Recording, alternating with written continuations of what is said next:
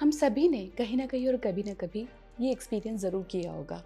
किसी मॉल में, किसी शॉप पे, क्लासरूम में या फिर आपके डॉक्टर के क्लिनिक पर कोई 4-5 साल का छोटा सा बच्चा जो बहुत हाइपर एक्टिव है, आपसे आई कांटेक्ट नहीं कर रहा, आसपास की चीज़ों से उसे कोई मतलब नहीं है और पेरेंट्स के बुलाने पे भी वो नहीं रुक रहा है। या फिर कोई 8-2 साल का बच्चा जिसे उसे मन मुताबिक चीज़ ना मिलने पर वो सडनली ज़ोर ज़ोर से चिल्लाने लगता है, शाउट करने लगता है या फिर कभी कभी तो वह ज़मीन पर ही बैठ जाता है। और या कोई टीनेजर जिसे सोशल कम्युनिकेशन करने में बहुत प्रॉब्लम फेस होती है, वो अपनी दुनिया में अकेले रहना चाहता है। हम खड़े खड़े क्या सोचते हैं कि कैसी पेरेंटिंग है, कितना ज़िद्दी या बदतमीज़ बच्चा है। पर क्या कभी आपने ये सोचा है कि शायद ये कोई ज़िद या बदतमीज़ी नहीं हो, कुछ और हो। नमस्ते, मैं doctor Anshita Arora, founder at Veda care, और मैं आपको आज एक ऐसी दुनिया से मिलवाने जा रही हूँ जो दुनिया हमारे आसपास ही है, पर शायद हम उसे समझना नहीं चाहते। ये दुनिया है ऑटिज़म की दुनिया। ऑटिज़म, ये शब्द हमने कभी ना कभी ज़रूर सुना होगा, बट आखिर ये होता क्या है, इसके क्या सिम्टम्स होते हैं और इसमें करना क्या होता है, शायद हमने बहुत ज़्यादा कोशिश नहीं की हो इसके बारे में जानने की। इमेजिन कीजिए कि आपके घर के आसपास बहुत ज़ोर ज़ोर से ढोल बज रहा है और आप घर पे बैठ के इरिटेट हो रहे हैं। शायद इस लेवल तक इरिटेट हो गए कि अभी तो हम कंप्लेन ही कर देते हैं, क्योंकि ना तो आप किसी को अपनी बात बोल पा रहे हैं और ना उनकी बोली हुई बात सुन पा रहे हैं। चलिए एक और एग्जाम्पल देखते हैं।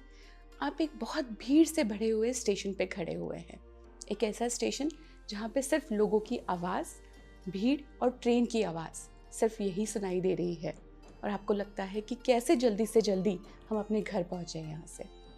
क्या आप जानते हैं कि ऑटिज़म के बच्चों की डेली की लाइफस्टाइल ऐसी ही होती है। उतनी ही शोर की आवाज़, उतना ही सब कुछ वो रोज़ महसूस करते हैं। तो मॉल या शॉप की चमचमाती हुई लाइट्स या फिर ट्रैफिक का शोर या बहुत ज़्यादा भीड़ भाड़ या कोई तेज़ स्मेल आपके लिए नॉर्मल लाइफ का हिस्सा हो सकती है, बट ऑटिज़म के बच्चों के लिए ये सेंसरी ओवरलोड होता है। एक ऐसी समस्या जो बच्चों को अनकंफर्टेबल कर देती है या फिर उन्हें हाइपर एक्टिव बना देती है। वो अपने इमोशंस को उस समय कंट्रोल नहीं कर पाते, एक्सप्रेस नहीं कर पाते और इसकी वजह से बच्चों को मेल्टडाउन्स होते हैं। और कभी ये सिचुएशन इतनी सिवियर हो सकती है कि पेरेंट्स को बच्चों को पब्लिक प्लेसेस या बाहर ले जाने में डर लगने लगता है। वो ये सोचने लगते हैं कि दूसरे लोग इसको देख के क्या जज करेंगे और इसी से वो अनकंफर्टेबल हो जाते हैं। कुछ दिन पहले मेरे पास एक पेरेंट आए, एक कपल आए जिनके बच्चे को ऑटिज़म है। वो रिसेंटली अब्रॉड से इंडिया में शिफ्ट हुए थे और उन्होंने मुझे कहा, मैम इंडिया हमें बहुत पसंद है, सिर्फ एक ही प्रॉब्लम है और वो प्रॉब्लम ये कि हमारे बच्चे को कोई यहाँ नहीं समझता है। सब उसे ऐसे देखते हैं कि शायद कुछ अलग है, कोई इससे दोस्ती नहीं करना चाहता, फ्रेंडशिप नहीं करना चाहता। और जबकि इंडिया में इतना ज़्यादा अपनापन है, हम इतना लोगों को समझने की कैपेसिटी रखते हैं, फिर ऐसा क्यों हुआ?